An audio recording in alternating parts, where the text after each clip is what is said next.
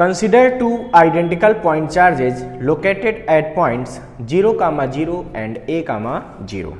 Is there is a point on the line joining them at which the electric field is 0? Is there a point on the line joining them at which the electrostatic potential is 0? Justify your answers for each case. तो देखिए बच्चों, इस question में हमसे कह रहे हैं कि दो आइडेंटिकल चार्ज हैं और वो प्रेजेंट हैं। कहाँ प्रेजेंट है बच्चों? तो पहले तो आइडेंटिकल चार्ज है, मतलब एक चार्ज अगर Q है, ठीक है, 32 का बी क्वेश्चन हम लोग सॉल्व करें फर्स्ट पार्ट इसमें। तो इसमें कह रहे हैं कि दो आइडेंटिकल चार्ज, मतलब एक चार्ज अगर Q है तो दूसरा भी चार्ज Q होगा, मतलब एक अगर प्लस Q है तो दूसरा भी प्लस Q, तब तो आइडेंटिकल होंगे, एक जैसे होंगे। ये दो पॉइंट चार्जेज है मान लीजिए। अब वो कह रहे हैं एक प्रेजेंट होता, मान लीजिए ऐसा दो पॉइंट चार्ज। अब कह रहे एक प्रेजेंट है a, 0 पर और एक प्रेजेंट है 0, 0 पर। तो बच्चे एक तो 0, 0 मतलब ओरिजिन, ये ओरिजिन मान लेते हैं, तो ये 0, 0 एक यहाँ प्रेजेंट है।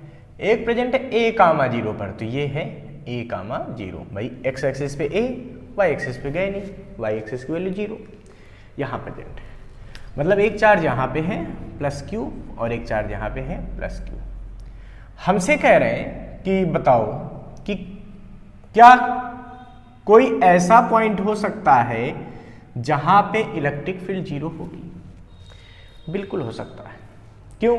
क्योंकि हमको पता है अगर दो पॉजिटिव चार्ज होते हैं तो बीच में ऐसा कोई पॉइंट जरूर होता है उनको जोड़ने वाली लाइन पे जहां इलेक्ट्रिक फील्ड 0 होती है, ठीक है। और अगर एक प्लस और एक माइनस होते हैं, ठीक है, अनइक्वल चार्ज मतलब अनइक्वल अमाउंट के, तो उनको जोड़ने वाली लाइन पे बाहर इलेक्ट्रिक फील्ड कहीं 0 होती है। ये आपको मैंने पहले भी समझा रखा है, तो याद रखिए कि अगर दो पॉजिटिव चार्ज हैं तो बीच में ऐसा कोई पॉइंट जरूर मिलेगा जहां इलेक्ट्रिक फील्ड 0 होगी। अब मान लेते हैं, हम कहते हैं ये पॉइंट P है जहां इलेक्ट्रिक फील्ड 0 है। ये पहला चार्ज O, ये दूसरा चार्ज O', ठीक है। तो P पॉइंट पे हम नेट इलेक्ट्रिक फील्ड को 0 मान लेते हैं। पहले हम पता करेंगे P पॉइंट कहाँ होगा। देखो बेटा, ये डिस्टेंस मान लीजिए R है, ठीक। ये टोटल डिस्टेंस कितनी होगी? ये 0, 0, ये a, 0, तो डिस्टेंस हो गई a। देखो 0 से a तक गए x एक्सिस में, तो ये a हो गई। तो इधर वाली ये डिस्टेंस क्या हो जाएगी? a minus r। वैसे तो मैं आपको बता दूं कि जब आइडेंटिकल चार्ज होंगे तो ऐसा पॉइंट बीचों बीच में होता है, मतलब a/2 डिस्टेंस पे इलेक्ट्रिक फील्ड 0 होगी। बट हम यहाँ निकाल के दिखाएंगे क्योंकि 5 नंबर क्वेश्चन है, उसमें थोड़ा आपको सॉल्व भी करना चाहिए, ठीक है। अब बच्चों हम लिखेंगे यहाँ पे कि प्लस Q चार्ज की वजह से इलेक्ट्रिक फील्ड किधर होगी? बताओ। प्लस Q चार्ज की वजह से इलेक्ट्रिक फील्ड क्या होती है? आउटवर्ड। पॉजिटिव चार्ज से इलेक्ट्रिक फील्ड हमेशा आउटवर्ड। जैसे ये पॉजिटिव चार्ज है, यहाँ इलेक्ट्रिक फील्ड लेना हो इधर, यहाँ इलेक्ट्रिक फील्ड लेना हो इधर, यहाँ लेना हो इधर, यहाँ लेना हो इधर, मतलब बाहर की तरफ हमेशा होने वाली, ठीक है। ये याद रखिएगा कि पॉजिटिव चार्ज से इलेक्ट्रिक फील्ड हमेशा किधर होती है? आउटवर्ड होती है। तो यहाँ पॉजिटिव चार्ज है, इसकी वजह से इलेक्ट्रिक फील्ड यहाँ पे किधर होगी? आउटवर्ड, मतलब इस तरफ। ये आ गई E1। ये पॉजिटिव चार्ज है, इसकी वजह से यहाँ इलेक्ट्रिक फील्ड क्या होगी? इधर, इस साइड आउटवर्ड, ओके। ये हो गया E2, ठीक है। अब यहां पे हम लिखेंगे क्या? Electric field intensity eight P due two plus Q charge at O की वजह से इलेक्ट्रिक फील्ड इंटेंसिटी, मतलब E1 निकालने जा रहे हैं हम लोग, ठीक है। ये E1 E2 विद डायरेक्शन आप लिख सकते हो। इसका जब मैग्नीट्यूड निकालोगे तो क्या निकलेगा? तो ये निकलेगा E1 इक्वल टू क्या होता है फार्मूला भाई? KQ/R²। देखो अगर कोई Q चार्ज रखा है और R डिस्टेंस पे इलेक्ट्रिक फील्ड निकाल रहे हो तो फार्मूला होता है KQ/R², जहां K कांस्टेंट होता है। जब चाहो K की वैल्यू 1/4πε0 भी आप रख सकते हो, ठीक है। तो ये हो सकता है 1/4πε0 Q/R²। यहाँ E1 आ गया। फिर अब लिखेंगे electric field intensity eight P due two plus Q charge at O'। पे था ना प्लस Q, उसकी वजह से इलेक्ट्रिक फील्ड ये E2 आएगी। तो E2 बराबर क्या आएगा? यहाँ से भी आएगा KQ अपान डिस्टेंस का स्क्वायर। वो डिस्टेंस कितनी है देखो भाई, यहाँ से डिस्टेंस कितनी है इसकी, ए माइनस आर का होल स्क्वायर हो गया। ठीक है, if electric field intensity at P is 0 then, तो क्या आएगा बच्चों, तो नेट इलेक्ट्रिक फील्ड कैसे निकलेगा बताओ, E1 माइनस E2। देखो जब दो वेक्टर अपोजिट डायरेक्शन में होते हैं तो उनका रिजल्टेंट एक दूसरे को घटा कर आता है, सब्ट्रैक्ट करके आता है, सब्ट्रैक्ट कर दिया तो E तो 0 कर देना, ये नेट वाली है, तो E1 माइनस E2। इससे हमको पता चल रहा है कि E1 बराबर किसके हो जाएगा, E2 के। वैल्यू पुट कर दो। E1 क्या है भाई, KQ अपान आर स्क्वायर, उधर क्या है KQ अपान ए माइनस आर का होल स्क्वायर।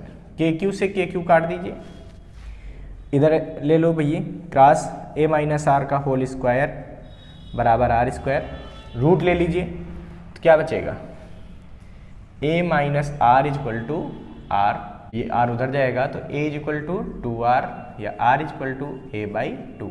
ये तो मैं बोल रहा था कि जब आइडेंटिकल चार्ज होते तो इलेक्ट्रिक फील्ड बीचों बीच में 0 होती। So at distance a by 2 from the plus q charge electric field will be 0। ये तो पहला पार्ट हो गया। अब इसका दूसरा पार्ट बच्चों कह रहे हैं is there any potential is 0। बच्चों पोटेंशियल की बात की गई है, ठीक है, पूछा गया है is there electric potential is 0। क्या 0 हो पाएगा, तो हमारा आंसर होगा नो, नहीं हो सकता। क्यों, क्योंकि पोटेंशियल का फार्मूला होता है 1/4πε0 Q अपान R, और पॉजिटिव चार्ज से पोटेंशियल होता है पॉजिटिव और निगेटिव से पोटेंशियल होता है निगेटिव। चूंकि ये भी चार्ज पॉजिटिव है, ये भी चार्ज पॉजिटिव है, तो दोनों का पोटेंशियल हर जगह क्या रहेगा, पॉजिटिव रहेगा। तो जब नेट पोटेंशियल निकालेंगे, चूंकि पोटेंशियल एक स्केलर क्वांटिटी है, तो आएगा V1 प्लस V2, और दोनों पॉजिटिव तो दोनों को जोड़ने पे कभी 0 मिलेगा ही नहीं। तो लिखेंगे V is positive due to both charges, so at every point